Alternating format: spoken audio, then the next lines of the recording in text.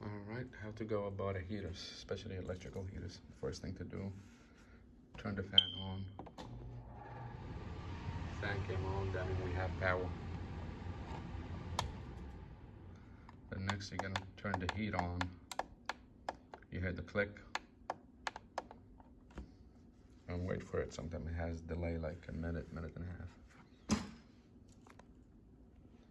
And then when it comes on, it came on now. Check the discharge air.